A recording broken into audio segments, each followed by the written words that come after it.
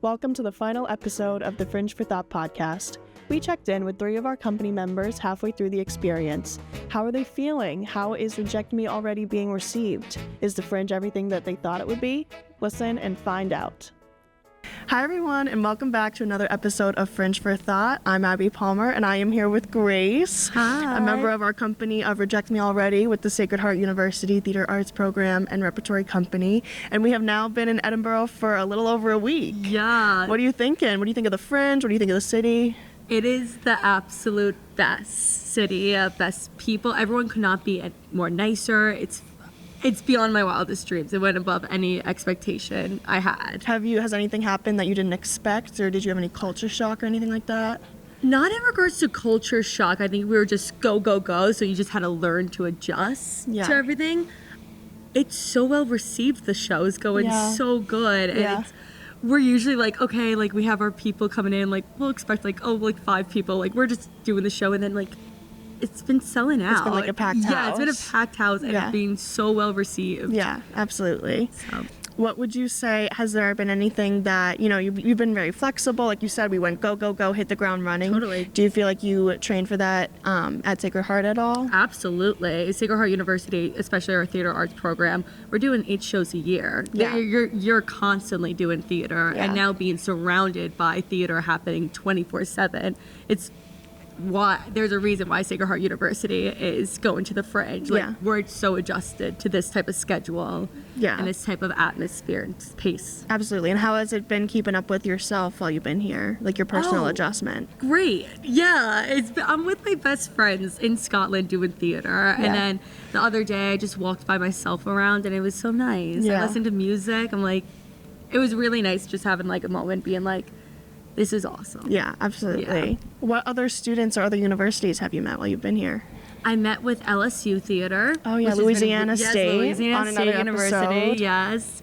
They were so nice. I'm dying to see their show. The Rotten of Girlhood, they're from Canada, but they're a university. Students our age could not be nicer. And they're all want to do theater, and they're all like so in it. Yeah. So that's absolutely really cool. The Louisiana State was a BA program, but they focus more on physical theater. Yes. And then Canada, they were a BFA, but their show was student written as well. Totally. And they didn't have much direction from professors more. They kind of all did it themselves, which is kind of crazy. It reminded me a lot of what we do at Sacred Heart in regards to New Orcs. Yeah. Like it very much gave that atmosphere and vibe that like, oh, we can write a show like Keegan did and perform it at the Fringe. Yeah. And it to be super successful. Yeah, absolutely. Yeah. What have you found is the most important quality to have in your week being here? Oh my gosh. Just to go with the flow and say yes to everything. Say yes to every opportunity. Say yes to seeing shows. Yeah. Making connections is really big, I found. Yeah. There's a show right after ours called Shower Chair. Yeah. And now he's my friend, and we always ask to see each other about our day. I learned about his life, just gaining friendships too and connections. Yeah. And you still have one more year left at Sacred Heart. What do you think that you're going to take with you that you're learning here at the Fringe now? Everything. Everyone has been every show that I've seen has been inspiring to me, and like, oh, I want to bring this back to Sacred Heart. Yeah. Like, I definitely think I'm going to take back each performance that I've seen. It has inspired me to try something. Everyone's so vulnerable here and their authentic self, and they're just stripping down and just being who they are and trusting themselves. And that has inspired me and like led me gain like that confidence already from Sacred Heart, but now the Fringe even more, that like, oh, I want to pursue this as a career after the Fringe. Like I'm ready for my senior year to be like, game on, like let's get ready for the real world. It's so exciting. And that's the truth, because everyone here at the Fringe is here with the same thing, with the same goals. It's a community of artists. Totally. What are you feeling like the last 3 weeks are going to be like after going through one? Oh, I can't even imagine what the next 3 weeks are going to be like. I think super fun. I think it's going to be, we're working even harder now. I think just seeing a week of shows, we were like, oh, we want to be better. Like we want to keep each performance fresh and new. Yeah. And seeing even more, saying yes to more connections and more people. Yeah. And it's amazing seeing all types of art as well here. Totally. I just saw a show that had so much dance involved in it, which is really cool. Yeah. And comedy, it's great. Yeah. Well, thank you so much for talking to me, Grace. And we'll see you at Sacred Heart University next year. Bye. I'm here with Chris Conte, Hello. another member of our company of Reject Me Already with the Sacred Heart University Theater Arts Program and Repertory Company. We are here at Greenside Theater, Riddle's Court, which is where the second half of our performances are through the month of August. And how are you feeling, Chris? I feel great. This is incredible. Yeah. It's been so fun. This is your first Fringe. First Fringe. What do you think? Oh my God, it's amazing. Like, the city's alive. And Yeah. you can't walk like 5 feet down the road without like some street performer or some performance happening. Yeah. It's so cool. What have you seen? What's like the craziest street performer you've seen? I mean, I keep seeing this guy who juggles fire and then he stands on top of a ladder while juggling fire. And I'm like, I don't know how you do that, sir, but... He's got a crowd around him every day, right? Oh my God, huge. Yeah. It like blocks traffic because he's so incredible. I know. It's like great. And what shows have you seen not outside? I've seen a lot of like really diverse shows, like shows that are like in a big proscenium theater, like when we would see the Disney show. Yeah. But then I went and I saw this amazing show called Go Go Boots Go, and it was like in a small room, but it was so phenomenal. Yeah. And like it's been incredible seeing all these different types of theater. Yeah, anything can be a theater if you like put it together right. Oh yeah, throw a chair in, get booked. And how have you felt after the first week knowing you have 3 more ahead of you? So exciting. It's been cool to see too, like how audiences here react to the show differently than like in the US. Yeah. But it's so exciting every night when we get to perform it, and like especially since we never know what the show's gonna be. Yeah, so. And that's another thing too with audience members and who you meet. Like it's not just the locals of Edinburgh here. It's people from all over the world for this festival. Oh, all over. Yeah. Yeah. What other universities or students have you met while being here? We met a group of girls from LSU, Louisiana. Yeah. Yes. We kind of became friends with the Rotting of Girlhood company. Yeah. I don't know what school they're from in Canada, but they're from Canada. And it's been great. And it's been cool to like meet with people our age too and see how like their theater experience is different from like ours. Mm-hmm. It's funny because we were talking to the writer of the one from Canada, and she was like, yeah, like I've only ever been in like she's talking about musical theater. She's like, I've only ever been in like 5 shows, and she didn't know like she'd never seen like Into the Woods, which is it's such an interesting like cultural difference that we get to. Yeah, and that's like a classic for us. Yeah. What networking have you done with people that are not just students? Oh my gosh, I've talked to so many people. I feel like every day you meet a new person who also has a show here, or like they're just someone who loves theater and they want to see it. But you also like I've become friends with other people and their companies and their shows, like the Rotting of Girlhood company. We always see them around now. Yeah, we have like so many people that we've like become friends with and connected with. And it helps you find shows to see too, because the program is so large and diverse. If you meet the person of a show you want to see, that makes you want to see it so much more because you have like a personal connection with them now. And it's great too because we're all like supporting one another. It's not like competitive at all. No, not at all. It's like, oh, you came to mine, I'll come see yours. Yeah. And, oh, I'm going to tell people about yours. And it's awesome. Yeah. It's a great community. So let's talk about at last night's show. You're doing your opening pitch about who you are for the voting. And someone in the front row goes, you worked at the Westport Country Playhouse. Yep. Who was that? She is a board member at the Playhouse. I used to work there. I got the internship at through Sacred Heart. And then I worked there up until a week before we came here. Mm-hmm. And what was your internship like there? I started as a marketing intern for 2 years, and then I just became a part-time member of the staff. Which is perfect, so now you're the head of the marketing team here right now. Yeah. So it's been great. It was like weird 2 worlds colliding last night when she said that. Yeah. I was like, oh my gosh. Yeah, and then you played Cameron. And then I played Cameron. So it was perfect. Yeah. What are you feeling now that you've graduated that you're learning here at the Fringe that you can take through the rest of your life with theater? I'm learning how like creative and free theater is. Like I think in the US we do a lot of commercial theater and structure of like, here's a show that's been done years in the past and it's awesome, and my favorite shows are those. But it's been so cool to see theater be so fluid here and immersive and unique. And I want to take that like kind of avant-garde creativity back with me. Yeah, I think. That's definitely true, because you're right, commercial theater is everything in the US because everyone's trying to pay the bills. But here it's like you can make a show out of nothing, and that's okay because everyone is on a budget here. Is there anything that you feel like you learned at Sacred Heart that has definitely helped you here? Oh my gosh, I mean, to be able to go with the flow, pick up things quickly, and be a team member and a community member, huge. I mean, we set up the whole show in 10 minutes. We take it down in 10 minutes. Yep. We have to work as a team. And I mean, Sacred Heart and the theater arts program, that's all you do. I mean, putting on so many shows, you got to be quick and work with each other, and it's been great. Yeah, and I know we talked about back in Connecticut, we talked about how you and other members of our team are wearing multiple hats by being an actor, by being marketing, by costume designing, and now here you were a techie too. So what's that been like? Yeah, it's been fun because I am not a great techie. Like, I remember the day we were during our tech, we had to build all this furniture that we bought the here. furniture we got here because we couldn't fly it over. Yeah, and I was like, it made me appreciate them so much more because I'm like, I was lost a little bit with the tools and we're stuff. on a time crunch too. It's not like you have time to figure out how to do everything. You just gotta do it. Totally. So. But it's been fun, and we all have each other's backs. Yeah. And how are you feeling about 3 more weeks? I feel so excited, especially after now we have like the first week under our belt. It's like, we got and it. a third of the performances. Yeah. Which is crazy already in a week of being here. So fast. But yeah. Yeah. Well, I'm so excited for you, and thank you so much for talking to me again today. And we'll see Chris back in Connecticut in 3 weeks. Oh, yeah.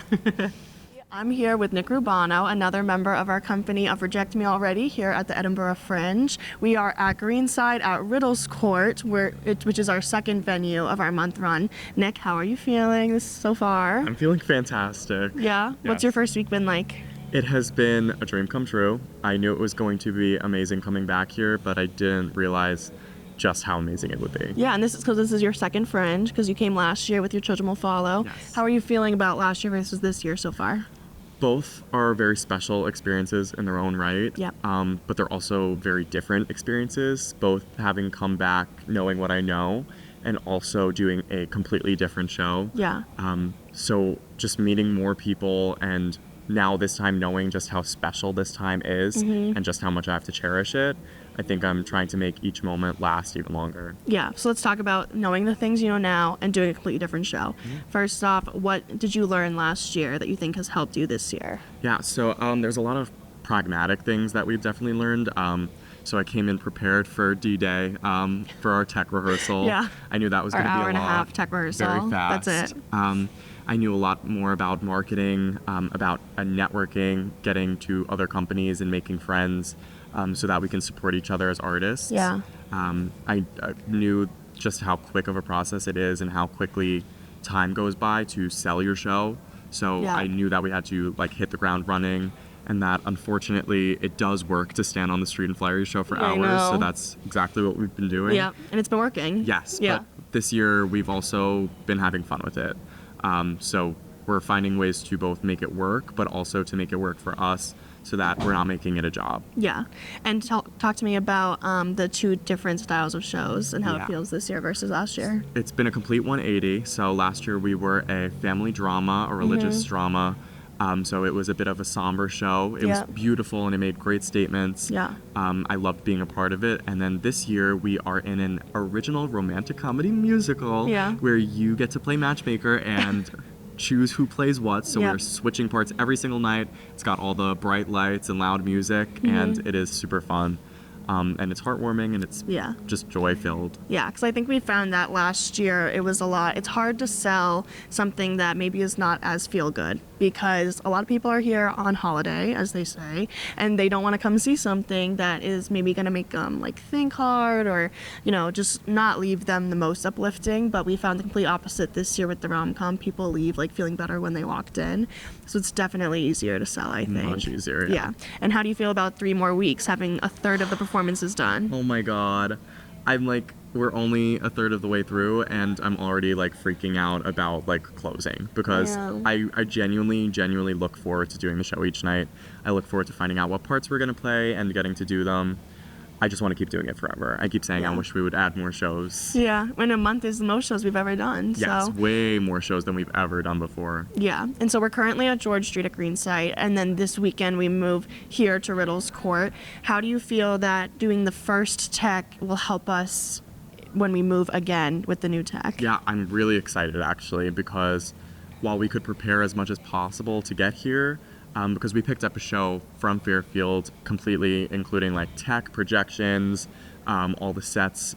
We bought replacement sets pieces here, but we picked all of that up and we were trying to fit it in a different sized space, not knowing what equipment we were working with exactly.